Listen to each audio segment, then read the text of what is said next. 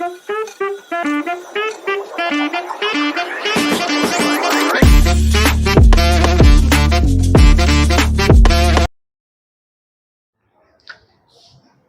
so hello everyone and welcome back to the channel Jay sir. Today we're going to start with the third chapter, that is chemical reaction and equation का type of reaction. Types of reaction वाला part है basically 4 types of reaction. वो 4 types of reaction क्या हम लोग देख लेते हैं. First वाला part मगर इसी में चेने काटूँ. First is combination reaction. Next is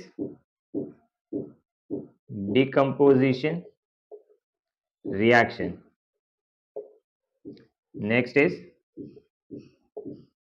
displacement reaction, and lastly it is double displacement.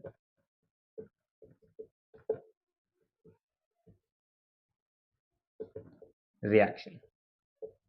So basically हम लोग को इस चैप्टर के अंदर टाइप्स ऑफ रिएक्शन में 4 पार्ट पढ़ना है. 4 वाला पार्ट कौन सा हो गया? It's a combination reaction, decomposition reaction, displacement reaction and double displacement reaction. जो क्वेश्चन बोर्ड्स में आ सकता है, एक तो आपको डेफिनेशन के तौर पे आ सकता है कि define combination, decomposition, double displacement and displacement वाला पार्ट. एक क्वेश्चन ऐसा फ्रेम हो सकते हैं. नेक्स्ट वाला पार्ट आप लोग जब डेफिनेशन लिखोगे एग्जाम में तो ट्राई कि आप लोग उसको एग्जाम्पल के साथ लिखो. कॉम्बिनेशन रिएक्शन जो भी होगा आपको डेफिनेशन वाला पार्ट आप लिख लोगे तो उसका क्या एग्जाम्पल है वो एग्जाम्पल के साथ लिखना स्टार्ट करना. एग्जाम्पल वाला पार्ट में जो एग्जाम्पल में रिएक्शन लिखोगे try keeping it a balanced equation. अगर आपको याद है इट्स अ बैलेंस इक्वेशन तो बैलेंस इक्वेशन की तरह ही लिखना. बैलेंसिंग नहीं आता रहेगा तो सिर्फ प्रीवियस वीडियो में एक बार देख लेना कि इक्वेशन को बैलेंस कैसे किया जाता है. तो उससे क्या थोड़ा सा एग्जामिनर खुश भी हो जाता है ना, रिवाइज ने लिखा है इक्वेशन. ओके, अगर और नेक्स्ट वाला पार्ट कि सिर्फ डिफाइन कॉम्बिनेशन रिएक्शन लिखा है, इन केस वहां पर लिखा नहीं है कि give a reaction to it, still आप लोगों को आता रहेगा तो एक रिएक्शन लिख देना. It hardly take few seconds to write that thing. तो ये वाला पार्ट लिखना थोड़ा सा इंप्रेशन अच्छा गिर सकता है सामने वाले के ऊपर. ओके, तो ये वाला पार्ट हो गया. सेकंड टाइप ऑफ रिएक्शन होगा, ऐसा मतलब क्वेश्चन फ्रेम्ड हो सकता है कि आप लोगों को रिएक्शन दिया होगा, identify the type of reaction कि कौन से टाइप का रिएक्शन है. इट्स अ कॉम्बिनेशन और डिकम्पोज और डिस्प्लेसमेंट और डबल डिस्प्लेसमेंट. जो भी तुम्हारा टाइप रहेगा अकॉर्डिंगली आप लोग देखोगे रिएक्शन, आप लोग को समझेगा वो टाइप का रिएक्शन लिखना पड़ सकता है. So this is few things जो इस एरा से क्वेश्चन आ सकता है. तो लेट्स सी क्या क्या बोला गया इसके अंदर. First is combination reaction. Combination reaction का मतलब क्या होगा? सिंपल डेफिनेशन वाला पार्ट है जो वर्ड्स लिखा गया है. It is when two or more reactants combine to form a single product. तो क्या हो गया इस कॉम्बिनेशन का मतलब? जब दो या दो से ज्यादा रिएक्टेंट्स कंबाइन करेंगे मतलब जुड़ जाएंगे और जुड़ के एक सिंगल चीज बनाएंगे, सिंगल प्रोडक्ट बनाएंगे, ऐसे वाले को हम लोग क्या बोलेंगे? It's a combination reaction. एक जनरल फॉर्म देखते हैं. जनरल फॉर्म कैसे हो सकता है? हम लोग रिएक्टेंट्स लेफ्ट हैंड साइड पे लिखते हैं, प्रोडक्ट को राइट हैंड साइड पे लिखते हैं. तो रिएक्टेंट वाला पार्ट में कैसा हो गया? कोई भी रिएक्टेंट होगा ए या बी, जब ये दोनों कंबाइन करेगा, ये कंबाइन करने के बाद एक सिंगल एक अकेला चीज बनाना चाहिए, पूरा ग्रुप बनेगा, एक पूरा कंपाउंड बन जाएगा. ऐसे वाले पार्ट को हम लोग क्या बोलते हैं? Combination reaction. When two or मोर, मोर का मतलब कैसे हो गया? लाइक कोई रिएक्टेंट ए है, फिर एक रिएक्टेंट बी है, एक रिएक्टेंट सी है, तो ए बी सी तीनों मिल मिलाकर ए बी सी एक साथ हो जाएंगे. जब ऐसा कुछ फॉर्म हो रहा होगा ऐसे वाले को हम लोग क्या बोलते हैं? इसका combination reaction.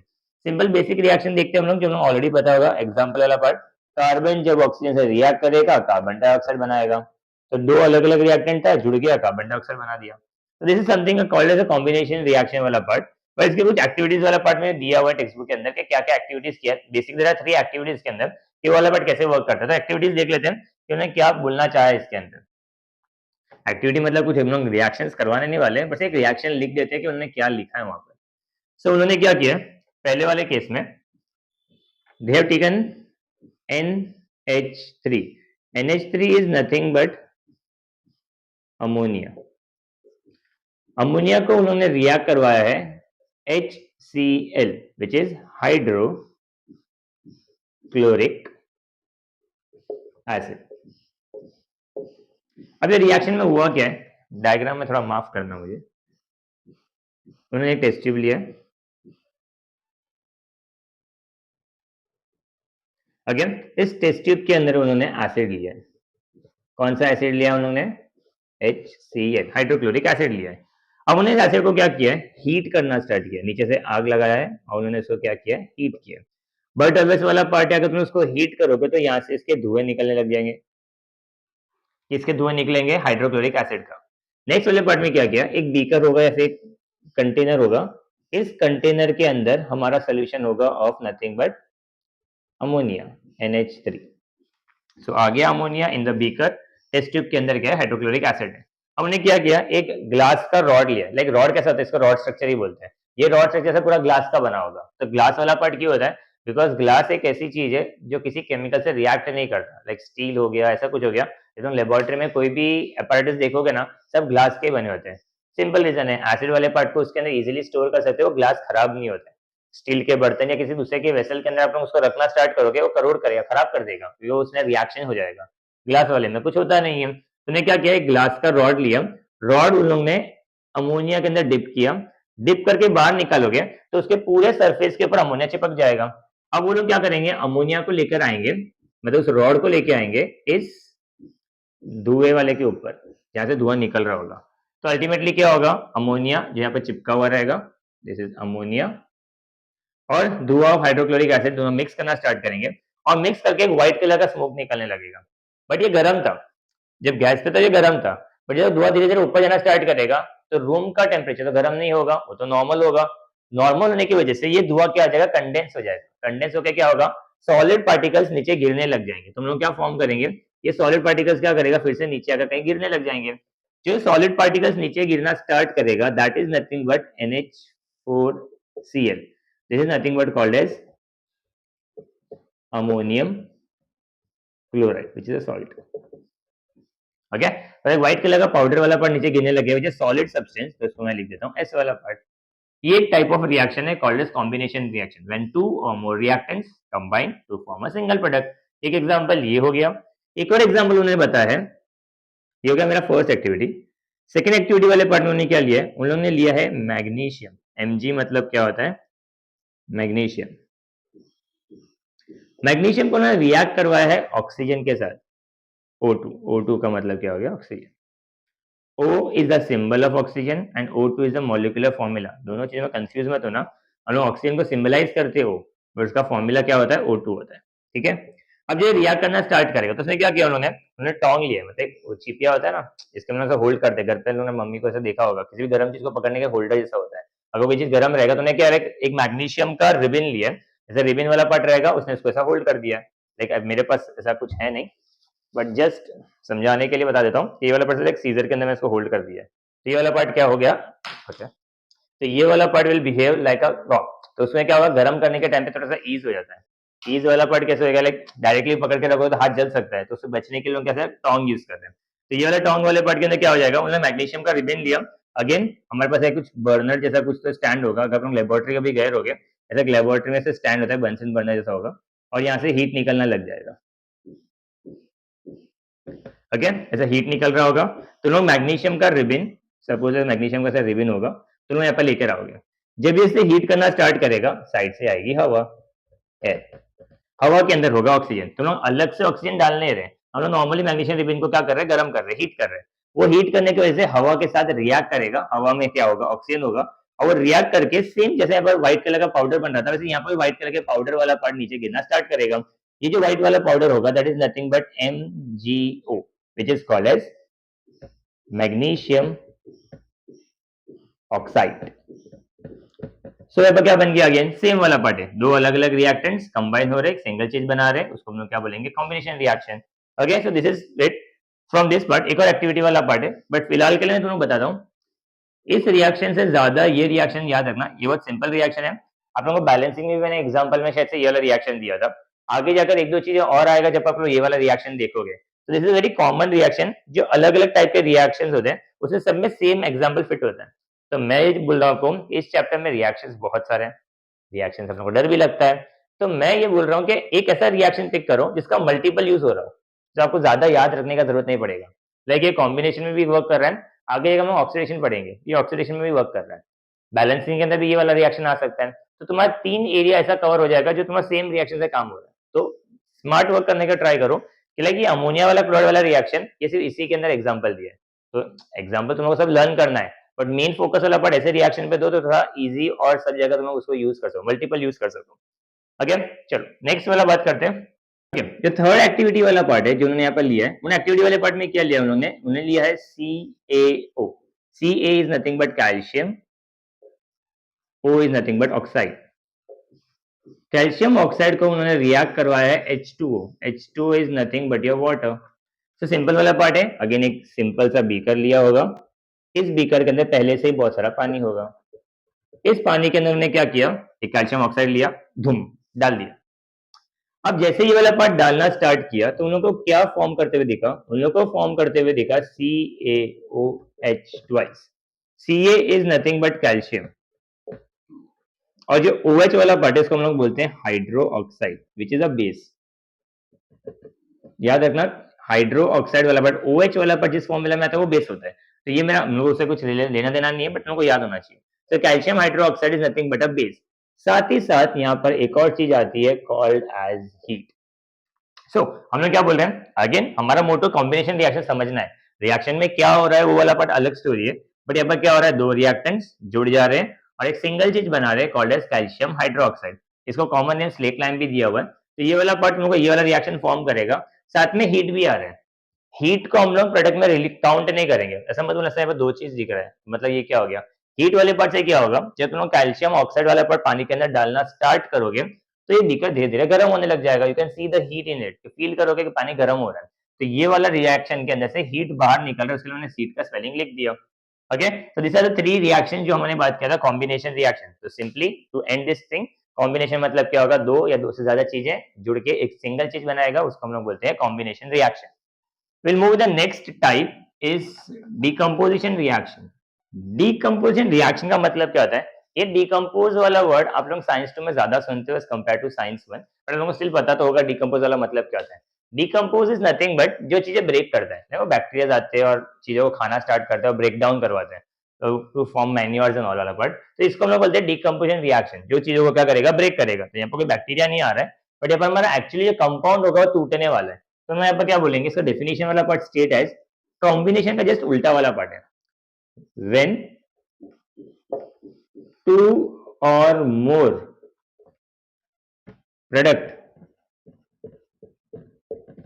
are formed from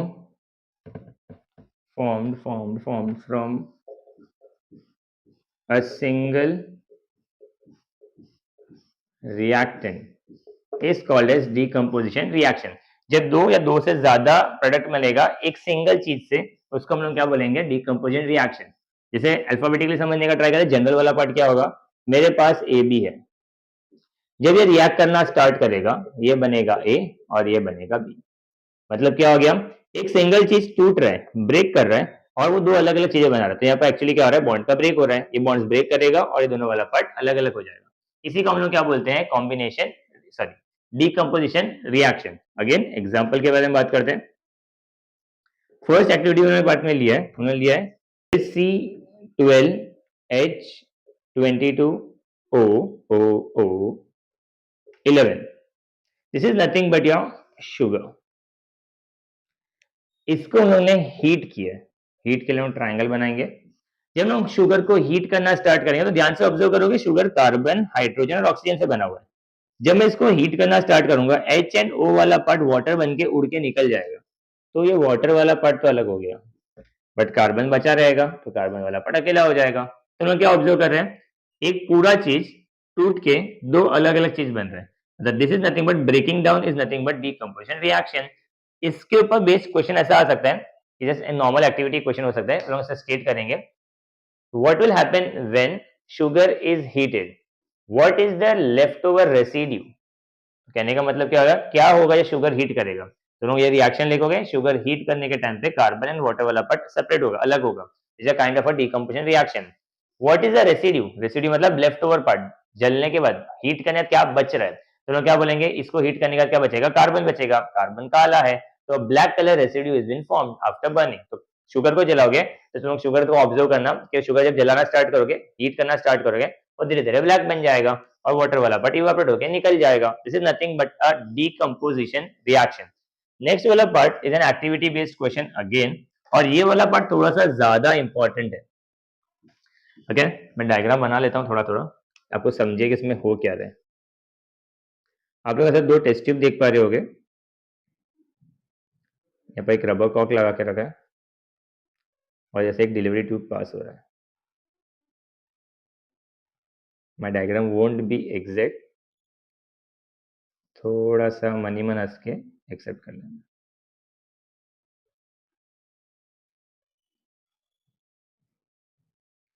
okay, सो यहाँ पर कुछ सब्सटेंस पड़ा है हमारे पास और इस सब्सटेंस को हम लोग क्या कर रहे हैं, हीट कर रहे हैं। हीट करने के बाद में यहाँ पर भी हमारे पास एक सोल्यूशन है। ये सोल्यूशन है हमारा लाइम वाटर और ये सब्सटेंस है this is calcium carbonate. Sir यहाँ पर क्या हो रहा है, रिएक्शन वाले पार्ट में हमने टेस्ट ट्यूब वाले पार्ट में CaCO3 ले लिया, कैल्शियम कार्बोनेट, तो हमने लिख देते हैं it is nothing but calcium carbonate. जब मैं कैल्शियम कार्बोनेट को हीट करना स्टार्ट करूंगा तो हम लोग ट्राइंगल बना देंगे, ट्राइंगल रिप्रेजेंट्स कि हम लोग रिएक्शन को हीट कर रहे हैं।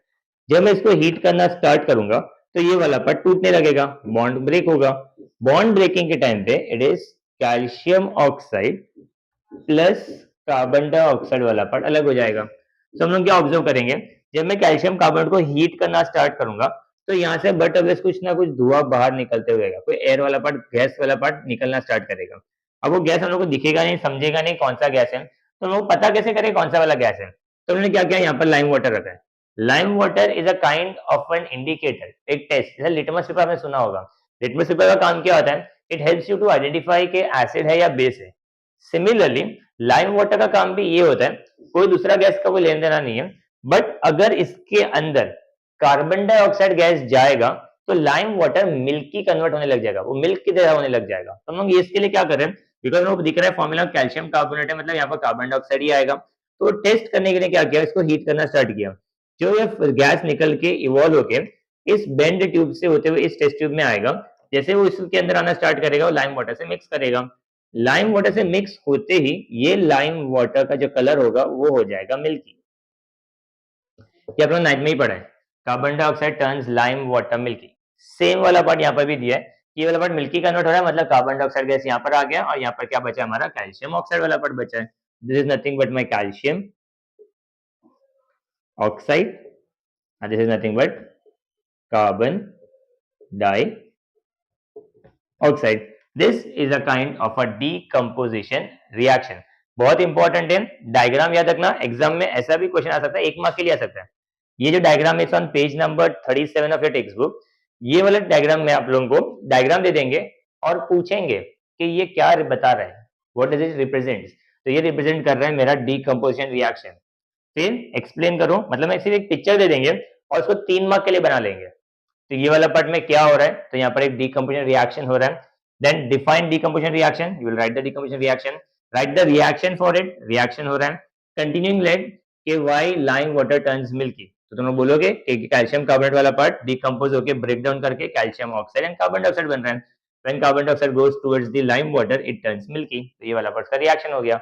ऐसा सब क्वेश्चंस बनते हुए भी आ सकते हैं। तो यहाँ पर कौन सा टाइप का रिएक्शन इंडिकेट कर रहा है, तो डीकम्पोजिशन रिएक्शन हो रहा है। डिफाइन करो उसका, उसका रिएक्शन लिखो और ये लाइम वाटर मिल्की क्यों हो रहा है। ये कुछ 4 क्वेश्चन इस सिंगल डायग्राम के ऊपर आ सकता है। स्कूल में मैंने 2-4 स्कूल को देखा है वो क्वेश्चन पूछते हुए, बोर्ड्स में आई थिंक सब तक आया नहीं है, बट ब्राइट चांस है और बहुत फेवरेट क्वेश्चन हो सकता है, बिकॉज ये मिल्की वाला पैटर्न आप लोगों को 8 से सीखा जाता है। 8th में भी बताया है, 9th में भी बताया है, तो 10th में तो बोर्ड्स एक्सपेक्ट करेगा आप लोगों से कि अब तक तो आपको ये मगअप होना चाहिए, दिमाग में हो जाना चाहिए कि आधी रात कोई पूछे तो आ जाना चाहिए। So that's it from this part.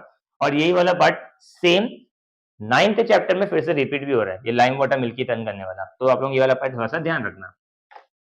बढ़ते आगे। ओके, डीकम्पोजिशन रिएक्शन में कुछ और 2 रिएक्शंस आप लोगों को दिया हुआ है, that is nothing but one is H2O2. H2O2 is a new term. It is nothing but hydrogen peroxide. Till 9th आपने ये वर्ड कभी सुना नहीं होगा, हाइड्रोजन पेरोक्साइड वाला पार्ट। हाइड्रोजन पेरोक्साइड वाला पार्ट अगर आपने डीकम्पोजिशन रिएक्शन देखा होगा, मैंने शुगर का एग्जांपल दिया, हमने उसको हीट किया। कैल्शियम कार्बोनेट वाला पार्ट लिया, हमने उसको हीट किया। तो कहने का मतलब डीकम्पोजिशन वाले पार्ट में हीट का रिक्वायरमेंट है वो बॉन्ड को तोड़ने के लिए। बट ये वाले केस में क्या होता है, hydrogen peroxide is a natural decomposer, naturally हो जाता है। कहने का मतलब ये हो गया, इसके जो बॉन्ड इतना स्ट्रांग नहीं है, स्ट्रांग ना होने की वजह से एटमॉस्फेयर की जो हीट होती है ये उसी को एब्जॉर्ब करके अपने को बॉन्ड को ब्रेक कराना स्टार्ट करता है। तो ये वाले पार्ट में क्या होगा, ये वाले केस में वाटर वाला पार्ट अलग हो जाएगा एंड ऑक्सीजन वाला पार्ट क्या हो जाएगा, अलग हो जाएगा। ऐसे वाले केस में नेचुरल डिकम्पोज हो रहा है तो हम लोग को अलग से हीट देना नहीं पड़ रहा है। नेचुरली बाहर की जो एक बर्फ देख लो, आइस, तो आइस को फ्रिज में से निकाल के बाहर रखोगे ऑटोमेटिकली मेल्ट कर रहा है। क्यों? कि वो बाहर के एटमॉस्फेयर की हीट को एब्जॉर्ब कर लेता है, उसके लिए वही बहुत ज्यादा है। सिमिलरली हाइड्रोजन पेरोक्साइड के लिए भी सेम है, बाहर का जो रूम टेम्परेचर होगा उसकी हीट उसके लिए बहुत ज्यादा है, तो बॉन्ड को ब्रेक करता है और वो वाला पार्ट अलग अलग होने लग जाएगा, which is again bond breaking वाला पार्ट। एंड लास्टली जो आप लोगों को 9th में किया था, इट इज H2O। H2O का मतलब क्या हो गया, वाटर, ये तुमको पता ही है, it's water and it is oxygen. Water वाला पार्ट को मैं हीट करूंगा तो वो स्टीम बन के निकल जाएगा। सर आपने तो सब में हीट किया, सबको गर्म करोगे तभी तो टूटेगा ना ये, तो उसको हीट करेंगे नहीं तो टूटेगा कैसा, जो उड़ के निकल जाएगा, स्टीम बन जाएगा। तो ये वाले केस में मुझे एनर्जी तो देना पड़ेगा इसको बॉन्ड को तोड़ने के लिए। तो यहाँ पर जो मुझे एनर्जी देते हैं, it is nothing but called as electrical energy. अब ये क्या है, करंट मारेंगे। Last year there was chapter called acid base and salt, उसमें हमने इलेक्ट्रोलाइसिस किया था। एक कैथोड एक एनोड वाला पार्ट, करंट स्टार्ट करोगे तो इस वाले पार्ट में क्या होगा, बॉन्ड ब्रेकिंग होगा। तो इलेक्ट्रोलाइसिस का मतलब ही क्या होता है, ब्रेकिंग ऑफ बॉन्ड्स। तो वो वाला काम क्या करेगा, इस वाले पार्ट में ब्रेक करेगा, तो ये बनाएगा हाइड्रोजन अलग करेगा और ऑक्सीजन वाला पार्ट अलग करेगा। This is also an example of decomposition reaction. अगर आपको याद रहेगा सर उल्टा टेस्ट ट्यूब लगा के उन्होंने किया था, नहीं होगा तो एक बार टेक्स्ट बुक को गो थ्रू कर लेना, आपको समझ जाएगा। Again so it is water, electrical energy देने की वजह से हाइड्रोजन और ऑक्सीजन बन रहा है, and again an example of decomposition reaction. ठीक है, these are 4 एग्जांपल्स जो आप लोगों को इसमें दिया गया है। Will move on with the next one. Okay, next वाला पार्ट इज डिस्प्लेसमेंट रिएक्शन। नाम से समझने का ट्राई करो, डिस्प्लेस मतलब खिसकना, मूव करवाना, is nothing but displacement reaction. तो डिस्प्लेसमेंट रिएक्शन वाले पार्ट का डेफिनेशन अगर बात करें तो उन्होंने क्या, when a less reactive ion is displaced by a high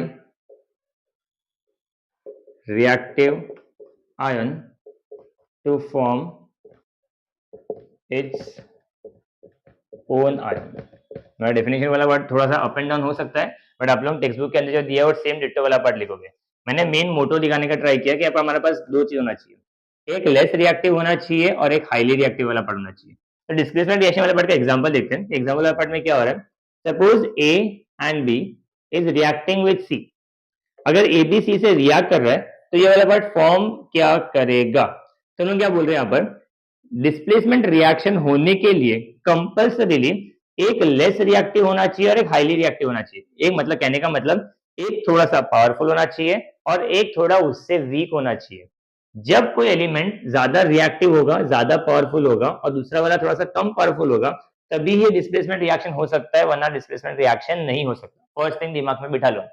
अब ये वाले केस में क्या बात कर रहे हैं, ए बी और सी वाले पार्ट को अगर रिएक्ट करवाना है तो लोग ये बोलेंगे कि सी वाला पार्ट हाईली रिएक्टिव होना चाहिए एज कंपेयर टू ए वाला पार्ट। तो ये वाले केस में डिस्प्लेसमेंट वाले पार्ट में ये क्या करेगा, एक्चुअली बॉन्ड को तोड़ेगा। ए और बी वाले पार्ट सेपरेट हो जाएंगे। तो सेपरेशन वाले पार्ट में कैसा होगा, here A comes and here comes B. अगर मैं बॉन्ड बना के रखा हो तो हमेशा रखना, पहला वाला जो बंदा होगा हमेशा पॉजिटिव होता है, दूसरा वाला हमेशा नेगेटिव होता है। प्लस जो सी आ रहा है ये भी क्या होगा, हमारा पॉजिटिव होगा, बिकॉज इज कैटायन। ये कैटायंस होंगे और ये वाला पार्ट क्या होगा, एनायन होगा। ये वाला पार्ट बॉन्ड ब्रेक करवा रहा होगा तो यहाँ पर कैटायंस कैटायन की जगह ही लेगा। तो ये बी वाला पार्ट सॉरी ए वाला पार्ट सी से तो मैच कभी नहीं कर सकता, बिकॉज प्लस कभी प्लस से अट्रैक्शन नहीं कर सकता, प्लस वाले को हमेशा माइनस से अट्रैक्ट करना रहेगा। तो अब यहाँ पर हम लोग क्या बोल रहे हैं कि सी ज्यादा पावरफुल है, ए थोड़ा सा कम पावरफुल है। इसके वजह से सी के पास इतनी ताकत है कि वो ए और बी का जो बॉन्ड बना हुआ है उसको तोड़ेगा और तोड़ के ए की जगह वो ले लेगा, मतलब वो ए को यहां से डिस्प्लेस करेगा, उसको यहां से निकाल देगा। तो बनेगा क्या, तो ये बी वाला पार्ट सी से रिएक्ट करेगा तो ए वाला पार्ट अलग हो जाएगा एंड बी एंड सी दोनों क्या बना लेंगे, बॉन्ड बना लेंगे। This is nothing but my displacement reaction when A has been displaced by another element C. So one highly reactive element displaces a low reactive element. इसी को हम लोग बोलते हैं called as displacement reaction. Example वाले part में okay बड़ा problem तो ये है सर हम लोगों को कैसे समझेगा कि कौन ज्यादा रिएक्टिव है कौन ज्यादा रिएक्टिव नहीं है. इसके लिए एक्चुअली आप लोगों को इसी बुक के अंदर chapter number 8 called as metallurgy और पे एक पूरा रिएक्टिविटी सीरीज दी है कि कौन ज्यादा रिएक्टिव है कौन थोड़ा लेस रिएक्टिव है. तो फिलहाल के लिए मैं कुछ एलिमेंट्स लिख देता हूँ यहाँ पर जो हाईली रिएक्टिव वाले पार्ट में आते हैं. हम जब चैप्टर नंबर 8 करेंगे उसके विस्तार में बात करेंगे. तो फिलहाल के लिए इट इज केदारनाथ में ली कार मांगी ऑल्टो जेन फरारी थी के लिए मैं लिख देता हूँ इसे. फिर भी क्यू मिली silver Audi Audi. Okay this is a list of reactions list of elements जो सबसे ज्यादा रिएक्टिव है ऊपर से नीचे आना स्टार्ट करेंगे वो लेस रिएक्टिव होना स्टार्ट करेगा. यानी का मतलब क्या हो गया के is for potassium sodium lithium calcium magnesium aluminium zinc iron tin. ये टिन है ये लेड है ये कॉपर है एच जी इज मर्क्यूरी. ये दोनों सेम सेम हो गया. एच जी ए जी सिल्वर है ए यू गोल्ड है. इसका मतलब पोटेशियम सबसे ज्यादा रिएक्टिव है जो मिलेगा उससे रिएक्ट कर जाएगा. ऑक्सीजन मिलेगा एयर मिलेगा वाटर मिलेगा जो मिलेगा वो उससे रिएक्ट करेगा. और सबसे कम वाला गोल्ड है. गोल्ड किसी से रिएक्ट करता ही नहीं. और नॉर्मली ऑब्जर्व करो ऑर्नामेंट्स गोल्ड के जो बने होते हैं वो जल्दी से कुछ खराब नहीं होते हैं. एक बार सिल्वर काला हो जाता है गोल्ड को कुछ फर्क पड़ता ही नहीं है. तो उसको तुम पानी में डाल दो या हवा कोई भी लगने दो उसको उसको इफेक्ट पड़ता नहीं वो चमकते ही रहता है. That is nothing but which is very less reactive का मतलब. एंड हाईली रिएक्टिव मिलेगा जो पानी आया पानी से भी रिएक्ट कर जाएगा कुछ और बन जाएगा. ऑक्सीजन मिलेगा उससे वो रिएक्ट कर जाएगा. जो केमिकल मिलेगा उससे वो रिएक्ट करना स्टार्ट करेगा. That is called as highly reactive वाला पार्ट. तो हम लोग यहाँ पे क्या बोल रहे हैं एक ज्यादा रिएक्टिव होना चाहिए कम रिएक्टिव वाला पार्ट होना चाहिए. तो एग्जाम्पल लेते हैं जो हम लोग फर्स्ट एक्टिविटी में देखा था. हम लोग ने ले लिया यहाँ पर CuSO4. CuSO4 is nothing but copper sulphate reacting with Zn. Zn का मतलब क्या हो गया जिंक. तो सबसे पहले हम लोग क्या बोलेंगे क्या ये रिएक्शन पॉसिबल है. तो चेक करने के लिए क्या बोला हम लोग को सीरीज चेक करना होगा. इस सीरीज वाले पार्ट में हम लोग ने ये बोला था कि जिंक कॉपर से ज्यादा पावरफुल होना चाहिए. मतलब जिंक ऊपर होना चाहिए कॉपर नीचे होना चाहिए. तो ध्यान से ऑब्जर्व करोगे लिस्ट में जिंक यहाँ पर आ रहा है और जब इस सीरीज से हम लोग घूमते हुए यहाँ पर आ रहे हैं तो कॉपर यहाँ पर आ रहा है. तो बट ऑब्वियस वाला पार्ट है जिंक ज्यादा रिएक्टिव है कॉपर लेस रिएक्टिव है. तो zinc is more reactive than copper. तो जिंक के पास इतना पावर है कि ये कॉपर को यहाँ से निकाल सकता है. वो यहाँ से इसको डिस्प्लेस कर सकता है. अगर उसको यहाँ से डिस्प्लेस करेगा तो जिंक सल्फेट का बॉन्ड बनाएगा. तो ये बनाएगा क्या ZnSO4. अगर इसे जिंक ने कॉपर बना लिया तो कॉपर वाला बेला बेचारा अकेला हो जाएगा. तो इसको हम लोग अलग से लिखेंगे is nothing but Cu. So the formation is zinc sulfate plus ये वाला पार्ट को हम लोग क्या बोलेंगे it's copper. That's your reaction called as displacement reaction. Okay ऐसा कोई भी रिएक्शन वाला पार्ट रहेगा अकॉर्डिंग टू दिस सीरीज वाला पार्ट जो ज्यादा रिएक्टिव होगा तो रिएक्शन पॉसिबल कर लेगा नहीं होगा तो नहीं करेगा. ओके चलो एक और एग्जांपल देख लेते हैं. इसको हटाने के लिए इसको हटा देता हूँ.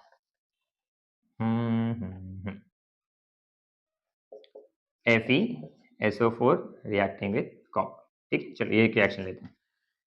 FeSO4 is iron sulphate copper से रिएक्ट कर रहा है. तो हम लिख देते हैं नाम इसका कि ये हमारा आयन है और SO4 मतलब क्या होता है सल्फेट होता है. ये रिएक्ट कर रहा है किसके साथ कॉपर के साथ. तो क्या ये रिएक्शन हो सकता है. तो हम चेक करेंगे कि क्या कॉपर जो सिंगल बंदा है वो ज्यादा पावरफुल होना चाहिए तो ही वो इन दो की जोड़ी को तोड़ सकता है. क्योंकि लोग ऑलरेडी पेयर में तो लोग पावरफुल है दोनों ने बॉन्ड बना के रखा है तो कोई दूसरा वाला का बॉन्ड डायरेक्टली तोड़ नहीं सकता. अगर वो ज्यादा पावरफुल होगा तो ही ये वाला पार्ट पॉसिबल है. तो चेन के हिसाब से Fe वाला पार्ट तो यहाँ पर आ रहा है और इसके बाद कॉपर आ रहा है. इसका मतलब ये हुआ कि कॉपर तो वीक है एज कंपेयर टू आयन वाला पार्ट. तो कॉपर के पास इतना कैपेबिलिटी नहीं है कि वो आयन को बॉन्ड को तोड़ सके. तो ये वाले केस में कॉपर कभी भी इसको डिस्प्लेस नहीं करवा सकेगा. तो ये वाला रिएक्शन कभी होगा ही नहीं.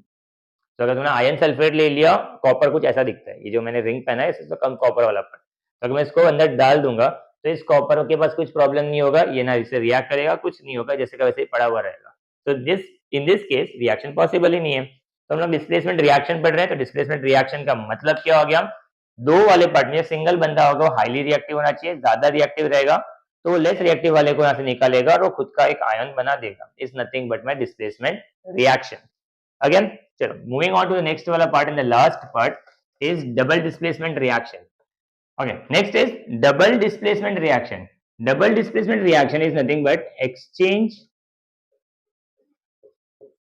of ions to form precipitate. Okay, precipitate.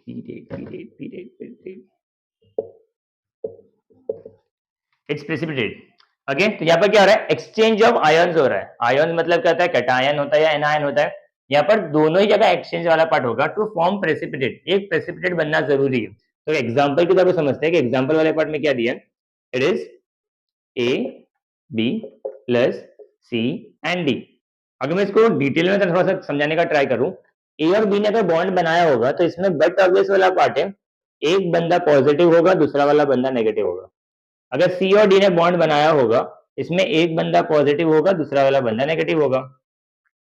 तो इसी को हम आयंस बोलते हैं ना। एक्सचेंज ऑफ आयंस मतलब क्या हो गया, प्लस मतलब कैटायन, एन माइनस मतलब एन आयन, प्लस मतलब कैटायन, माइनस मतलब एन आयन।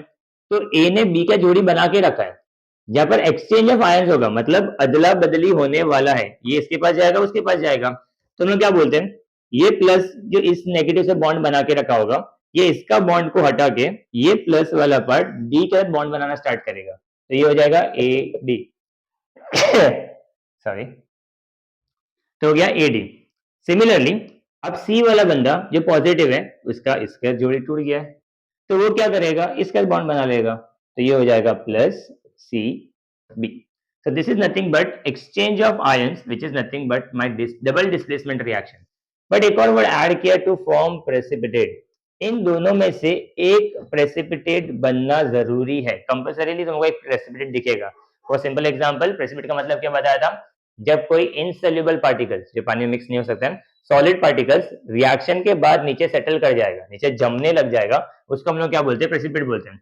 मतलब पहले वो सोल्यूशन में नहीं होगा, जब दोनों रिएक्ट करेंगे कुछ सॉलिड कलर का पाउडर वाला पार्ट या कुछ थिक सब्सटेंस तुम लोग को नीचे जमते हुए दिखेगा, इस वाले पार्ट को हम लोग क्या बोलते हैं, प्रेसिपिटेट बोलते हैं। तो डबल डिस्प्लेसमेंट रिएक्शन देखा, डबल वाला पार्ट, डिस्प्लेसमेंट मतलब क्या बोला था, कोई एक चीज डिस्प्लेस कर रहा है, डबल वाला पार्ट है मतलब दोनों डिस्प्लेस कर रहे हैं, दोनों यहाँ अदला बदली कर रहे हैं और इसकी वजह से एक प्रेसिपिटेट भी बन रहा है। इसका एग्जाम्पल वाला पार्ट हम लोगों ने लिया है silver nitrate and sodium chloride.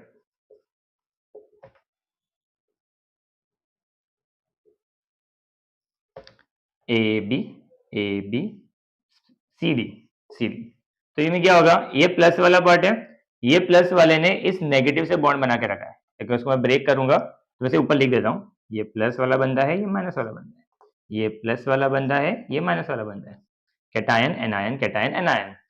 तो प्लस इस नेगेटिव से बॉन्ड को तोड़ेगा और इस नेगेटिव से बॉन्ड को बनाएगा, तो ये बन जाएगा AgCl2 सिल्वर क्लोराइड। नेक्स्ट वाला पार्ट नाइट्रेट वाला पार्ट सोडियम से बनाएगा, which is nothing but NaNO3। okay, this is nothing but silver chloride to form sodium nitrate. That's your reaction. हाँ, एक्सचेंज ऑफ आयंस वाला पार्ट टू फॉर्म प्रेसिपिटेट वाला part, तो इन दोनों में एक प्रेसिपिटेट बनना जरूरी है। तो ये वाले केस में सिल्वर क्लोराइड वाले पार्ट में एक डाउन साइड एरो आएगा, मतलब ये क्या करेगा, नीचे की तरफ जमना स्टार्ट करेगा। This is an example of double displacement reaction. Okay, so these are basically the main four types of displacement reaction, double displacement reaction, combination and decomposition. इसके अलावा एक्सोथर्मिक एंड एंडोथर्मिक वाला पार्ट भी है, वो हम लोग अभी देख लेते हैं। ओके चलो, ओके तो the next topic is endothermic reaction and exothermic reaction of processes. पहले हम प्रोसेस के रिगार्डिंग बात करते हैं कि प्रोसेस होता है क्या, तो it's endothermic process and exothermic process. Okay, now word itself suggest endo मतलब इन, थर्मिक मतलब हीट। जिस रिएक्शन में हीट अंदर की तरफ आ रहा है, अंदर की तरफ खींचा जा रहा है, अंदर की तरफ एब्जॉर्ब किया जा रहा होगा, ऐसे वाले को हम लोग एंडोथर्मिक प्रोसेस बोलते हैं। सिमिलरली एक्सो मतलब आउट एंड थर्मिक मतलब हीट। जिस रिएक्शन में हीट बाहर निकल रहा है, बाहर जा रहा होगा, ऐसे वाले पार्ट को हम लोग क्या बोलेंगे? इट्स एन एक्सोथर्मिक प्रोसेस वाला पार्ट ना। एंडोथर्मिक का एग्जांपल वाले को हमें बताइए कि इसका एग्जांपल क्या है। एग्जांपल इज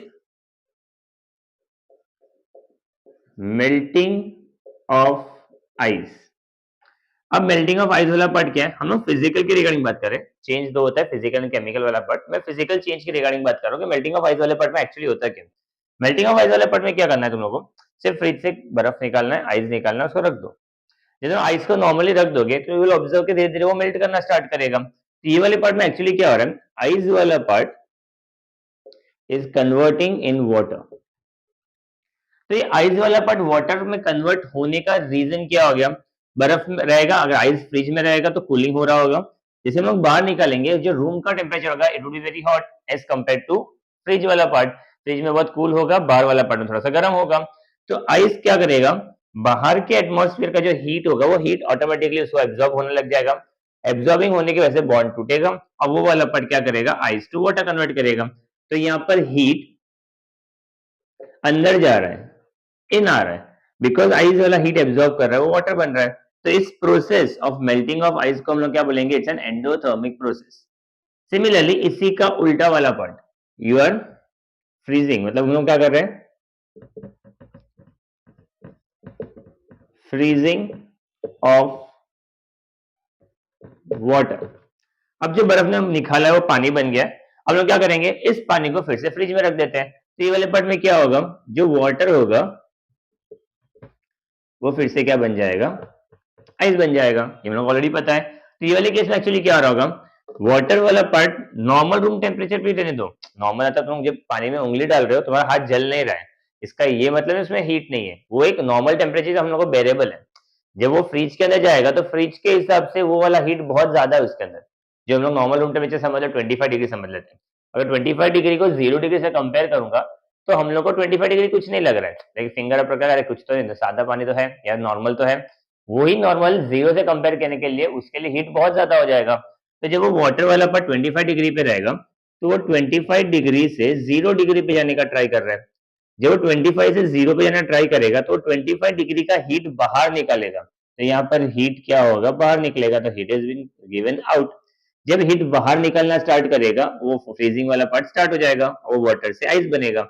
इस प्रोसेस को वाटर से आइस में कन्वर्ट करने को लोग बोलते हैं एंडोथर्मिक प्रोसेस।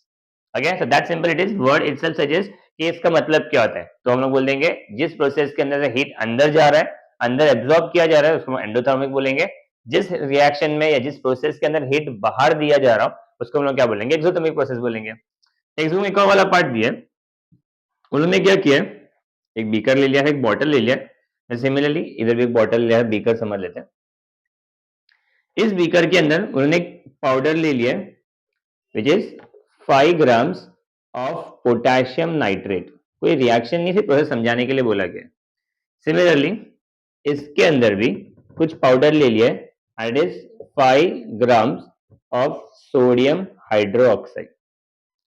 अब इसमें भी उन्होंने 100 ml ऑफ वाटर डाला है और इसमें भी 100 ml ऑफ वाटर डाला है और इसको ढक दिया है और इसको भी क्या कर दिया? ढक दिया है। हम लोग इस रिएक्शन में क्या ऑब्जर्व करेंगे? तो नॉर्मली जब तुमने 5 ग्राम्स ऑफ KNO3 डाला होगा, ये पोटेशियम नाइट्रेट वाला पार्ट होगा, जैसे ही पानी में मिक्स करना स्टार्ट करोगे तो ये पाउडर पानी में डिसॉल्व होना स्टार्ट करेगा। तो ये डिसोल्यूशन का प्रोसेस हो जाएगा। पहले तो ये पाउडर वाला पार्ट पानी में मिक्स हो रहा है। जैसे ही ये पानी में मिक्स होगा, इस कंटेनर में जो हवा होगा वो नॉर्मल रूम टेम्परेचर वाला पार्ट होगा। तो ये क्या करेगा? सोडियम नाइट्रेट इस कंटेनर के अंदर की जितनी भी हीट रहेगा उस हीट को ये एब्जॉर्ब करना स्टार्ट करेगा। तो फॉर सिंपल एग्जांपल, ये मान लेते हैं 25 डिग्री सेल्सियस है रूम टेम्परेचर। इस टेम्परेचर मतलब इस कंटेनर के अंदर 25 डिग्री सेल्सियस का टेम्परेचर है। जैसे ही पानी डाल के रिएक्शन स्टार्ट होगा, ये क्या करेगा? इस टेम्परेचर को ड्रॉप डाउन करते हुए उसको अराउंड समझ लेते हैं 10 डिग्री 40 लेके आ गया। तो इसका मतलब क्या हुआ, वो जो 15 डिग्री था वो कहाँ गायब हो गया, वो 15 डिग्री पोटेशियम नाइट्रेट ने एब्जॉर्ब कर लिया।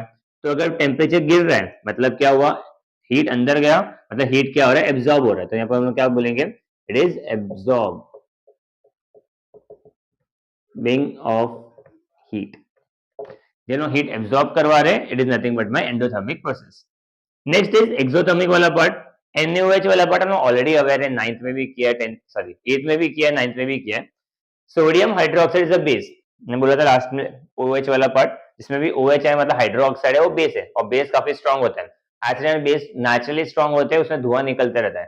अगर मैं कोई गर्म चीज में पानी डालना स्टार्ट करूंगा, लाइक तुम लोग समझ लो डोसा वाला, जो इडली अन्ना जो डोसा वाला जो डोसा बनाते हैं, उनका जो तवा होता है, वो जैसे एक पानी लेके स्प्रिंकल करे, तुमने देखा होगा क्लीन करने का स्प्रिंकल करते ही है, तो आवाज आना स्टार्ट करता है। तो ये वाले केस में क्या हुआ, पानी तो सादा पानी था, जैसे वो तवे पे गया, तवा गर्म है, तो ये वाले पार्ट में क्या हो गया, तवे का जो हीट था वो पानी में आ गया, और पानी क्या हो गया, इवापोरेट होकर निकल गया। तो ये वाले केस में क्या हो रहा है, वाटर वाले पार्ट ने क्या उसको कूल करने का ट्राई किया, और पानी क्या हो रहा है, इवापोरेट हो रहा है।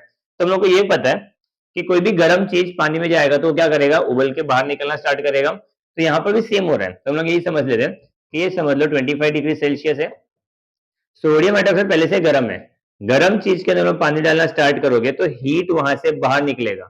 तवा अगर ठंडा हो गया है मतलब तवे की हीट बाहर निकल गई और वो उड़ के निकल गया। सेम वाला पार्ट NaOH में ऑलरेडी हीट होगा, पानी डालने की वजह से ये मिक्स करने से धुआं हो जाएगा, हीट निकलेगा और हीट बाहर निकल जाएगा। तो ये 25 डिग्री वाला पार्ट सपोज समझ लेते हैं वो 40 डिग्री पे आके रुक गया। इसमें मतलब क्या हुआ, हीट यहाँ पर आउट हो गया।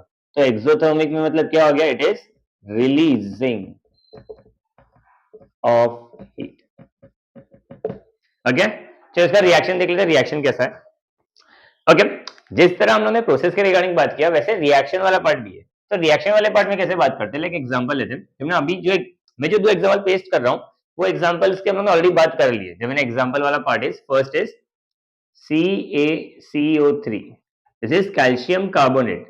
जब ये से रिएक्ट करना स्टार्ट करेगा, ये वाला पार्ट बनाएगा calcium oxide plus carbon dioxide gas वहां से निकल रहा है। ये रिएक्शन तभी पॉसिबल है, सबसे पहले ये रिएक्शन कौन से टाइप का रिएक्शन है, तो बोलोगे ये वाला पार्ट डिकम्पोज हो रहा है, ये टूट के दो अलग अलग चीज बन रहा है। ये डिकम्पोजिशन पॉसिबल कब है, जब हम लोग इस वाले पार्ट में हीट सप्लाई करेंगे। तो ये वाले पार्ट में हम लोग क्या कर रहे हैं, इस रिएक्शन को स्टार्ट करने के लिए हम लोग को यहाँ से हीट सप्लाई करना पड़ रहा है। तो इसमें हीट अंदर की तरफ जा रहा है। अगर हीट अंदर की तरफ जा रहा है मतलब ये हो जाएगा मेरा एंडोथर्मिक रिएक्शन। सो प्रोसेस में हीट अंदर जाता है और रिएक्शन में हम लोग हीट सप्लाई कर रहे हैं, as simple as that. Next वाला पार्ट, अगर तुम डिकम्पोज का कोई भी रिएक्शन देख लो, मेनली डिकम्पोज रिएक्शन तभी स्टार्ट होता है, डिकम्पोजिशन रिएक्शन, जब उसके अंदर हीट सप्लाई किया जाता है। तो मेनली एंडोथर्मिक रिएक्शन सबके सब मोस्टली डिकम्पोजिशन रिएक्शन ही होगा। तो मैंने तुम लोगों को बोला था कि रिएक्शन कुछ ऐसे लर्न करो जो दो तीन जगह काम आ जाए। तो ये रिएक्शन तुम्हारा डिकम्पोजिशन में भी काम आ रहा है, एज वेल एज एंडोथर्मिक में भी काम आ रहा है। सिमिलरली एक और एग्जाम्पल है, दैट इज कैल्शियम ऑक्साइड को वाटर से रिएक्ट करवाया गया, तब ये बना रहा है calcium hydroxide plus HEAT, heat बाहर निकल रहा है। तो अगेन ये रिएक्शन किसका था, कॉम्बिनेशन रिएक्शन था। जब दो रिएक्टेंट्स कंबाइन होकर सिंगल प्रोडक्ट बन रहा है उसको हम लोग क्या बोलेंगे, कॉम्बिनेशन रिएक्शन। बट साथ ही साथ यहाँ पर एक और चीज आ रही है, that is nothing but heat. इसका मतलब ये कौन सा टाइप का रिएक्शन हो जाएगा, it is my exothermic reaction. So these are the two examples वाला पार्ट। यहाँ पर हीट सप्लाई करना पड़ रहा है, रिएक्शन में हीट सप्लाई किया तो एंडो, रिएक्शन में से हीट बाहर निकला तो एक्सो वाला पार्ट। तो मतलब सेम ही है, प्रोसेस वाले पार्ट का मीनिंग अलग हो गया और इसका मतलब अलग हो गया। रिएक्शन, उसके लिए रिएक्शन टर्म दिया हुआ है, डिफिनेशन वाले पार्ट में कुछ चेंज हो नहीं रहा है। एंडो मतलब हीट अंदर आ रहा है, यहाँ पर हम लोग हीट दे रहे हैं। एक्सो मतलब हीट बाहर आ रहा है, यहाँ पर हीट रिलीज हो रहा है, सेम एज दैट। अगेन कुछ और रिएक्शन वाले पार्ट भी है, आप लोग गो थ्रू कर लेना। टाइप ऑफ रिएक्शन आइडेंटिफाई करने के लिए ऐसा सिर्फ हल्का सा ट्रिक वाला पार्ट है कि अगर आप लोगों को बोल दिया ऐसा कुछ रिएक्शन दे दिया, आइडेंटिफाई करना हो कि ये कौन से टाइप का रिएक्शन है। अगर ट्राइंगल बना हुआ रहेगा मतलब हम हीट सप्लाई कर रहे हैं तो एंडोथर्मिक हो गया, और जिस रिएक्शन में से हीट बाहर निकल रहा होगा HEAT लिखा होगा मतलब एक्सोथर्मिक हो गया। ऐसे भी आप लोग टाइप ऑफ रिएक्शन आइडेंटिफाई कर सकते हो। टेक्स्ट बुक के पीछे रिएक्शंस दिया है, state which type of the reaction it is, exothermic और एंडोथर्मिक। आप लोग ऐसे भी आइडेंटिफाई कर सकते हो, बट नॉट नेसेसरी कि हमेशा वो लोग ट्राइंगल दे। कभी कभी लोग ट्राइंगल नहीं देते क्योंकि बहुत क्लियरली विजिबल हो गया ट्राइंगल है मतलब हीट सप्लाई हो रहा है, तो कुछ बच्चे बहुत इजीली समझ भी जाते हैं, जिसको केमिस्ट्री थोड़ा सा ठीक ठाक लगता है। बट जैसे मैंने ऐसे लॉजिक में क्यों बता रहा हूँ, बिकॉज मैंने ऐसे लॉजिक ऐसे ही ट्रिक के सबसे बताया था कि अगर कुछ नहीं समझे तो ऐसा कुछ फाइंड आउट करने का ट्राई करो। तो एग्जाम में ऐसा ही कुछ हो गया बच्चों के साथ, रिएक्शन दे तो दिया था बट ट्राइंगल नहीं दिया था। तो एग्जाम का बच्चा क्या बोलते हैं, सर इसमें ट्राइंगल तो दिया नहीं था, तो हम लोग कैसे मालूम पड़ेगा इसमें एक्सोथर्मिक एंडोथर्मिक? वो पता होना पड़ेगा। एक सिंगल चीज दो चीज बन रहा है, इसका मतलब उसका ब्रेकडाउन हो ही रहा है। ब्रेकडाउन हो रहा है मतलब हम हीट सप्लाई करेंगे तभी ब्रेकडाउन होगा, वरना तो ब्रेकडाउन होगा नहीं। तो हमेशा ऐसे मत सोच लेना कि ट्राइंगल देगा तो ही हम लोग एंडोथर्मिक एक्सोथर्मिक लिखना स्टार्ट करेंगे। ऐसा जरूरी नहीं कि वो वाला पार्ट हो हमेशा। ठीक है, चलो बढ़ते आगे। तो द नेक्स्ट वाला part is rate of chemical reaction. Okay, सब रिएक्शन वाले पर हम करते आ रहे हैं। तो यहाँ पर रेट ऑफ केमिकल रिएक्शन, अब ये रेट का मतलब क्या है? रेट समझने के लिए हम क्या करते हैं, लेट्स से एक पानी का बॉटल है, थोड़ा सा पानी ले लिया हम लोग ने, अब मैं इसके अंदर एक पाउडर डाल रहा हूँ। इट्स नथिंग बट पाउडर, आप लोगों ने देखा होगा, इट्स एन इनो। ओके, अब जब मैं इनो इसके अंदर डालना स्टार्ट करूंगा, रिएक्शन बहुत ज्यादा हो गया।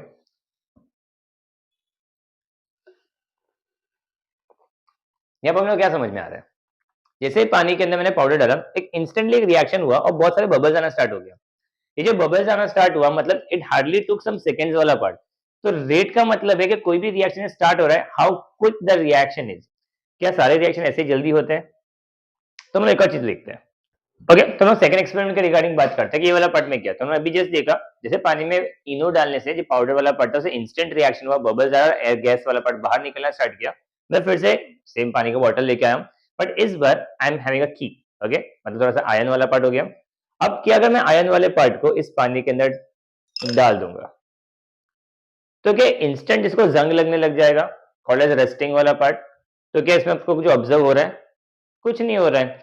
तो ये वाले केस में पानी से रस्टिंग तो होता है, हम लोग को पता है, बट यहाँ पर रस्टिंग तो नहीं हो रहा है। इसका रीजन क्या हो गया? यहाँ पर रस्टिंग होगा but it will take years to get it rusted. तो ये वाले केस में रिएक्शन तो होगा बट उसका जो रेट वाला पार्ट होगा काफी स्लो होगा। तो मैं यहाँ पर बोलना ये चाहते हैं कि रेट ऑफ केमिकल रिएक्शन से तुम लोग रिएक्शन को कैसे जल्दी कंप्लीट करवा सकते हो। कुछ रिएक्शन फास्ट होते हैं, कुछ रिएक्शन स्लो होते हैं। तो अगर किसी रिएक्शन को मुझे स्पीड अप करवाना रहेगा तो हम लोग क्या क्या फैक्टर्स दिमाग में रखेंगे कि मैं अपने रेट ऑफ रिएक्शंस को थोड़ा सा स्पीड अप करूं। लेट्स सी कि कौन से फैक्टर्स हम लोग को देखना है, और एग्जाम पॉइंट ऑफ व्यू से भी आप लोगों को सेम ऐसा क्वेश्चन आ भी सकता है कि which are the factors which depends on rate of chemical reaction, जो इंक्रीज कराने के लिए हेल्प करेंगे। हम लोग रिएक्शन स्लो नहीं करवा रहे, हम रिएक्शन को स्पीड अप करवा रहे हैं। तो लेट्स सी ये वाला पार्ट में क्या है, हम इसको साइड में रख देते पहले। तो ये वाले केस में हम लोग कैसे बात कर रहे हैं कि हम लोग को रेट ऑफ केमिकल रिएक्शन वाला पार्ट है। एक और एग्जांपल है, टेक्स्ट बुक में ही दिया है, it is settling of curd. Settling of curd मतलब हम लोग दूध से दही बना रहे हैं। ये मैं दूध से दही बनाना स्टार्ट करूंगा तो हम लोग दो अलग अलग सीजन ले रहे हैं। हम लोग एक ले रहे हैं समर और एक ले रहे हैं विंटर। जब मुझे कर्ड बनाना रहेगा तो समर वाले सीजन में क्या होगा, जब मैं मिल्क को सेटल करवाना स्टार्ट करूंगा, it will take around 4 to 5 hours और मेरा कर्ड रेडी हो जाएगा। बट यही वाला पार्ट विंटर के टाइम पे it will take around 8 to 9 hours. अब ये इतना ज्यादा स्पैन कैसे हो गया? वही दूध है, वही वेसल है, सब कुछ हम लोग वही प्लेस कंसिडर कर रहे हैं, बट सिर्फ टेम्परेचर में चेंज आने की वजह से एक बार वो 4 to 5 आवर्स में सेटल कर रहा है और एक बार वो 9 आवर्स या 10 आवर्स लगा रहा है सेटल करने के लिए। और सिंपल रीजन इज, जब लोग लाइक तुम लोग कर्ड बनाया होगा या आपने देखा होगा, हम लोग क्या करते हैं, मिल्क को हल्का हल्का गर्म करते हैं और उसमें क्या करेंगे, पिंच ऑफ हम लोग क्या करें, कर्ड डाल देंगे। तो वो वाले पर में क्या होगा, लैक्टोबैसिल बैक्टीरिया होंगे, बैक्टीरिया उसको फॉर्मेंट करना स्टार्ट करेंगे और कर्ड सेटल करना स्टार्ट करेगा। ये हम लोग प्रोसेस ऑलरेडी पता है। बट विंटर्स के टाइम पे बैक्टीरिया का ग्रोथ नहीं होता। Simple example, fridge. हम लोग फ्रिज की यूज करते हैं सिर्फ चीजों को स्टोर करने के लिए, चीजों को फ्रेश रखने के लिए भी करते हैं कि भाई कोई चीज मैंने फ्रिज में रख दिया तो वो जल्दी से खराब होगा नहीं। ऐसा क्यों होता है कि जल्दी से खराब ना हो? बिकॉज लोअर टेम्परेचर है, फ्रिज के अंदर टेम्परेचर कम रहेगा तो बैक्टीरिया का ग्रोथ नहीं होगा, बैक्टीरिया ग्रो नहीं करेगा तो चीजें खराब नहीं होगी। सेम वाला पर यहाँ पर भी हो रहा है। जब मिल्क को सेटल करवाना स्टार्ट किया हम लोग ने, तो ड्यूरिंग विंटर्स जब तुम कर्ड डाल दोगे, वो जो बैक्टीरिया का जो ग्रोथ होगा उसका स्पीड बहुत कम हो जाएगा। अब स्पीड कम हो गया तो उसको दही बनने के लिए थोड़ा सा प्रोसेस का टाइम थोड़ा सा ज्यादा हो जाएगा, तो it will take more 9 or 10 or something. और यही समर के टाइम पे it is easy to grow, temperature बहुत ज्यादा रहेगा तो बैक्टीरिया बहुत इजीली ग्रो कर जाएंगे और जो मिल्क वाला पार्ट रहेगा वो जल्दी से कर्ड बन सकता है। तो सेम रिएक्शन है, टेम्परेचर के चेंज होने की वजह से भी रेट में इम्पैक्ट आता है। तो लेट्स सी क्या क्या फैक्टर्स वाला पार्ट में उसमें बात कर रहे हैं। तो very first one is nature of the reactant. What is this nature? Nature of the reactant मतलब क्या होगा? रिएक्टेंट मतलब जो रिएक्शन होने वाला है। नेचर ऑफ द रिएक्टेंट में वही रिएक्टिविटी सीरीज के रिगार्डिंग बात हो रही है जो चैप्टर नंबर 8 में है। हम लोग को ये चेकआउट करने के लिए बोला गया कि हम लोग एक ही रिएक्शन में दो अलग अलग सब्सटेंस लेते हैं, कौन सा रिएक्शन जल्दी कंप्लीट होगा, कौन सा वाला पड़ रहा लेट कंप्लीट होगा। मैं वो सीरीज एक बार फिर से लिख देता हूँ। It is nothing but Kedarnath में ली, कार, मांगी, ऑल्टो, जेन, फरारी थी, फिर भी क्यू मिली, सिल्वर एंड ऑडी। ये अपन को लर्न करना होगा बाद में। तो ये वाला पार्ट मेरा एक रिएक्टिविटी सीरीज वाला पार्ट है। अब इस रिएक्टिविटी सीरीज वाले पार्ट में रिएक्शन चेकआउट करते हैं, रिएक्शन वाला पार्ट कैसे होगा। तो मैं यहाँ पर ले लेता हूँ, सपोज आई विल टेक यहाँ से one is CuSO4 plus Fe and second वाले पार्ट में मैं लेता हूँ CuSO4 प्लस Zn। हम लोग सेम रिएक्टेंट ले रहे हैं बट ये वाला रिएक्टेंट चेंज कर रहे हैं। सब लोग क्या बोलेंगे यहाँ पर, कॉपर सल्फेट को हमने आयन से रिएक्ट करवाया है, कॉपर सल्फेट को हमने जिंक से रिएक्ट करवाया है, तो ये वाले में कौन सा रिएक्शन जल्दी कंप्लीट हो जाएगा। तो सिंपल वाला केस है, हम लोग चेक करेंगे कि ये ज्यादा रिएक्टिव है कि ये ज्यादा रिएक्टिव है, बिकॉज इसमें तो कुछ फर्क ही नहीं है। तो हम लोग लिस्ट आउट चेक करो, जिंक ऊपर आ रहा है, आयन उसके नीचे आ रहा है। इसका क्या मतलब हुआ, जिंक ज्यादा रिएक्टिव है एज कंपेयर टू आयन वाला पार्ट। तो ये दोनों रिएक्शन पॉसिबल तो है, दोनों रिएक्टिव है। तो इसमें प्रोसेस में क्या होगा, Fe वाला पार्ट डिस्प्लेस करेगा तो ये बनेगा FeSO4 प्लस कॉपर बाहर निकल जाएगा। सेम वाले पार्ट में यहाँ पर बनेगा जिंक सल्फेट प्लस कॉपर वाला पार्ट बाहर निकलेगा। तो जो प्रोडक्ट बन रहा है कॉपर वाला पार्ट वो दोनों में ही बन रहा है, इसमें भी कॉपर बाहर निकल रहा है, इसमें भी कॉपर बाहर निकल रहा है। तो रिएक्शन तो सेम टू सेम चल रहा है, बट फिर भी इसमें से कौन सा रिएक्शन जल्दी होगा, because my zinc is more reactive than ion वाला पार्ट, ये रिएक्शन जल्दी कंप्लीट होगा एज कंपेयर टू ये। दोनों रिएक्शन पॉसिबल है, कुछ प्रॉब्लम नहीं है इसके अंदर, बट हम लोग बोलते हैं नेचर ऑफ द रिएक्टेंट, इसके रिएक्शन और इसके रिएक्शन में ये ज्यादा रिएक्टिव है एज कंपेयर टू आयन, तो ये रिएक्शन थोड़ा सा जल्दी कंप्लीट होगा। The rate of reaction is depending on the factor कि हम लोग कौन से वाले रिएक्टेंट को यूज कर रहे हैं। जितना ज्यादा हाईली रिएक्टिव रिएक्टेंट होगा उतना जल्दी वो रिएक्शन कंप्लीट करवा देगा, चाहे उसका एंड रिजल्ट क्या होगा, सेम होगा। ओके, अब जो टेक्स्ट बुक में जो एग्जांपल दिया है हम लोग उसके रिगार्डिंग बात करते हैं। इट इज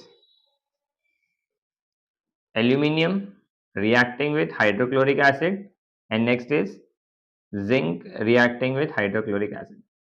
ये टेक्स्ट बुक एग्जांपल है, ठीक है। कॉन्सेप्ट सेम है बट मैं तुम लोगों से बताना चाहता हूँ बिकॉज ऐसा ना लगे तुम लोगों को सर टेक्स्ट बुक में कुछ और दिया आप कुछ और बता रहे हो। कॉन्सेप्ट सेम वाला पार्ट हो गया। अब यहाँ पर क्या हो रहा है, अगेन सेम चीज है बट मैंने मेटल्स को अलग रखा है।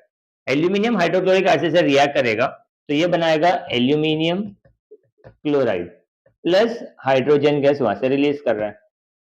सिमिलरली जिंक हाइड्रोक्लोरिक एसिड से रिएक्ट करेगा तो ये बनाएगा जिंक क्लोराइड, अगेन यहाँ से हाइड्रोजन गैस रिलीज करेगा। सो अगेन हम लोग एंड रिजल्ट की बात करते हैं। मुझे यहाँ पर दोनों में क्या मिल रहा है, हाइड्रोजन ही मिल रहा है। रिएक्टेंट वाले पार्ट को मैं दोनों को हाइड्रोक्लोरिक एसिड से ही रिएक्ट करवाया, बट फिर भी इसमें से एक रिएक्शन जल्दी कंप्लीट होगा, एक रिएक्शन को थोड़ा सा टाइम लगेगा। तो ये वाला पार्ट किस पर बेस करेगा कि हमने किसको रिएक्ट करवाया गया है। एल्यूमिनियम एंड जिंक को अगर लिस्ट में चेक करोगे एल्यूमिनियम ऊपर आ रहा है, जिंक नीचे आ रहा है। इसका ये मतलब हुआ एल्यूमिनियम वाला पार्ट हाइड्रोजन गैस जल्दी रिलीज करवाएगा एज कंपेयर टू जिंक। इसका whole idea is aluminium is highly reactive then zinc, therefore ये रिएक्शन जल्दी कंप्लीट होगा। This is nothing but the nature of the reactant. एक कौन से वाले नेचर पे डिपेंड करेगा कि वो जल्दी रिएक्ट करवाएगा या नहीं करवाएगा। ओके, बढ़ते आगे तो नेक्स्ट वाला part.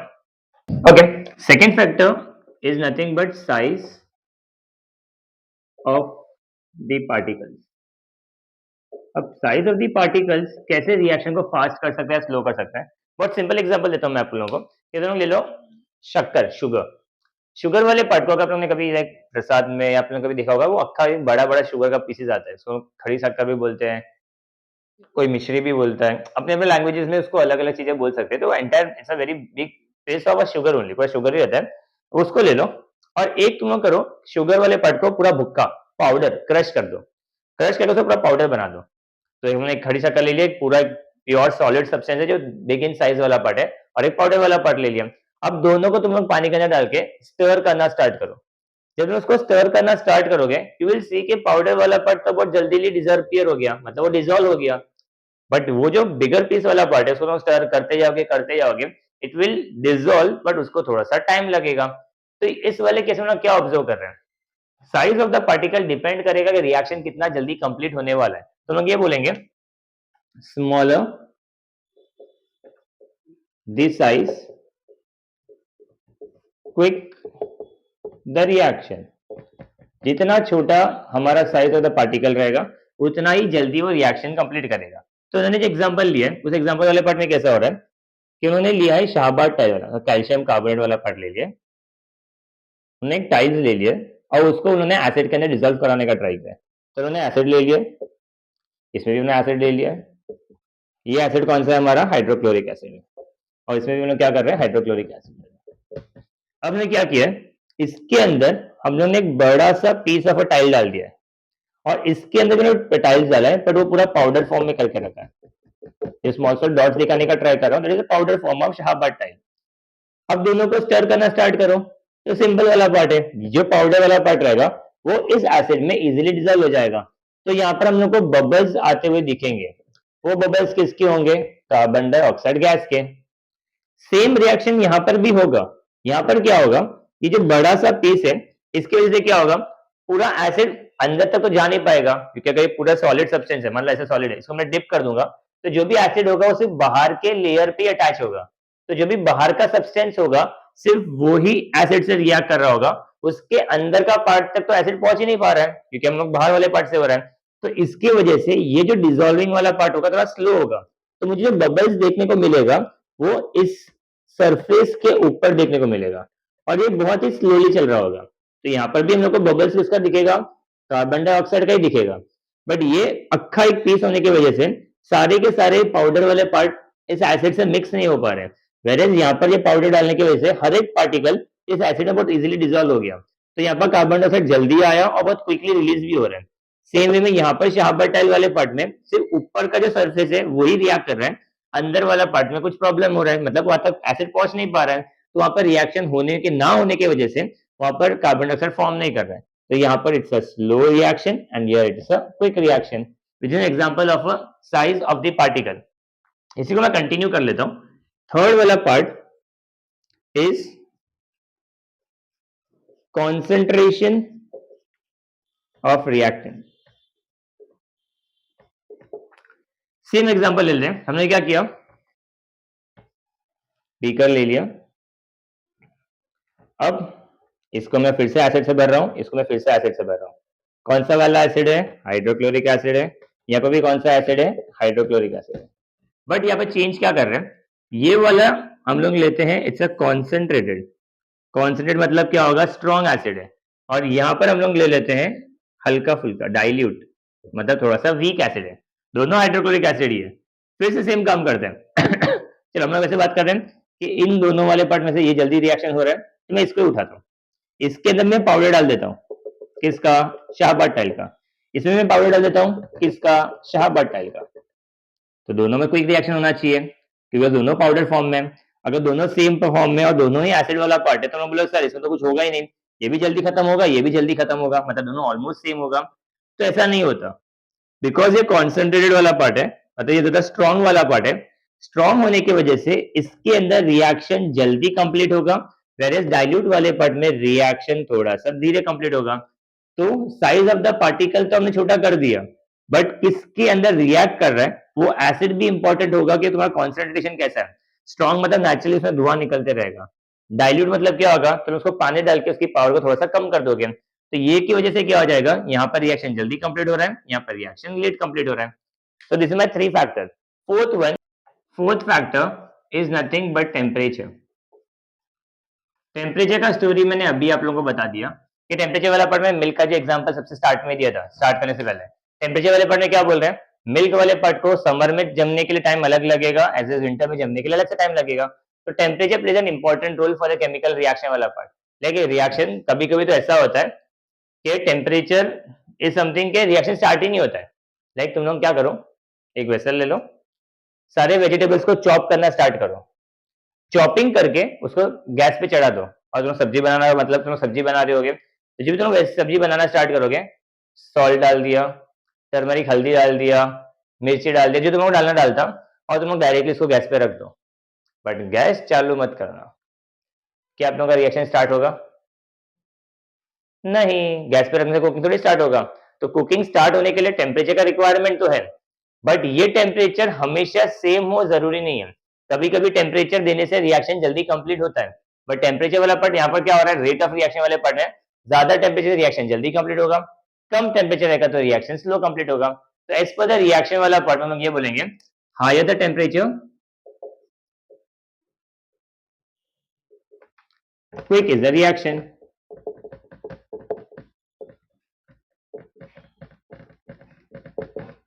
And the last one is catalyst. Catalyst का एग्जांपल मैंने पहले भी दिया था, वो मैं फिर से समझाता हूँ कैटलिस्ट वाला पार्ट क्या होता है। कि मान लो कोई दो अच्छे दोस्त हैं और वो लोग मेरे सामने थोड़ा झगड़ा कर रहे थे, डिबेट कर रहे थे। मैंने देख लिया कि राम और श्याम तो झगड़ा कर रहे हैं, सो मैं बोल देता हूँ उन लोगों को, शाम को बोलता हूँ कि नहीं नहीं राम की ही गलती है, और मैं बोल के वहां से निकल जाता हूँ। तो क्या होगा वहां पर? झगड़ा बढ़ जाएगा सर, दोनों ज्यादा झगड़ा करेंगे, क्योंकि मैंने बोल दिया, उसके लिए वो क्या करेगा, शाम बोले नहीं सर बोल रहे हैं, मतलब तेरी ही गलती है, एंड दे स्टार्ट फाइटिंग। तो इसमें मैंने क्या किया, क्या मैंने कुछ झगड़ा में पार्टिसिपेट किया? अपना कोई रोल ही नहीं है। मैंने सिर्फ क्या कर दिया, उन लोगों को बोल दिया, जिससे रिएक्शन थोड़ा सा जल्दी हो गया। तो कैटलिस्ट का रोल यही होता है कि लोग रिएक्शन के अंदर जाएंगे और रिएक्शन की स्पीड को इंक्रीज कर रहे हैं। तो हमारा whole idea rate of reaction में क्या हो रहा है, हम लोग को रिएक्शन की स्पीड को बढ़ाना है। दैट इज कॉल्ड कैटलिस्ट वाला पार्ट। कैटलिस्ट में बहुत कॉमन एग्जांपल इज निकल कैटलिस्ट, ये बहुत ही कॉमन एग्जांपल है, और भी बहुत सारे मैग्नीशियम ऑक्साइड वाला कैटलिस्ट है, बहुत सारे एग्जांपल वाला पार्ट है। अब ये वाला पार्ट हो कैसे रहा है कि मान लो तुम लोगों को रिएक्शन का स्पीड बढ़ाना है, सर हमारे पास 5 फैक्टर है ना, कौन सा वाला? नेचर ऑफ द रिएक्टेंट, मैं हाईली रिएक्टिव ले लेता हूँ। Second is size of the particle, मैं बहुत छोटा साइज वाला पार्टिकल ले लेता हूँ। थर्ड वाला कॉन्सेंट्रेटेड, मैं स्ट्रॉन्ग एसिड ले लेता हूँ। फोर्थ टेम्परेचर, टेम्परेचर बढ़ा देता हूँ। जब ये चारों फैक्टर होने के बाद भी रिएक्शन स्लो चल रहा हो, कि भाई रिएक्शन तो जल्दी कंप्लीट हो ही नहीं रहा है, हमने सारे पैतरे यूज कर लिए, जो फैक्टर्स पे रिएक्शन डिपेंड कर रहा था मैंने सारा यूज कर लिया, बट फिर भी रिएक्शन की स्पीड इंक्रीज नहीं हो रही है, तब मैं यूज करूंगा कैटलिस्ट। जब वो कैटलिस्ट रिएक्शन में जाएगा, वो रिएक्शन की स्पीड को इंक्रीज कर देगा, बट वो रिएक्शन में पार्टिसिपेट करेगा नहीं। जैसे मैंने राम और शाम के झगड़े में कोई पार्टिसिपेट नहीं किया, मैं सिर्फ बोल के चला गया। बच्चा यूजुअली तुम्हारे दिमाग में ये आया होगा कि सर आप आग लगाने का काम करते हो, ऐसा मैं कोई काम नहीं करता हूँ, सिर्फ समझाने के लिए बता रहा हूँ। तो ये वाला पार्ट इज कैटलिस्ट वाला पार्ट के रिएक्शन में जाएगा, रिएक्शन क्विकली कंप्लीट करवाएगा, is nothing but the rate of chemical reaction. तो मेनली में 5 पॉइंट्स के रिगार्डिंग बात कर रहे हैं। Nature of the reactant, high the reactive, high the quick the reaction. Third वाला part size of the particle, smaller the particle quick is the reaction. Third one is concentrated, higher the concentrated वाला part quick is the reaction. Temperature, more the temperature quick is the reaction. And fifth वाला part is catalyst. Catalyst जब सारे use करने के बाद भी काम नहीं बन रहा है, कैटलिस्ट यूज करके देखो, वो रिएक्शन को जल्दी कंप्लीट कराने में हेल्प करेगा। Okay, so that's it from this wala part. We are going to end this session to this much only. Next lecture में हम लोग complete करेंगे oxidation वाला part, reduction and corrosion वाला part, which is the last segment of this chapter. Okay, till then, bye bye and have a great day or a great night for you. Thank you.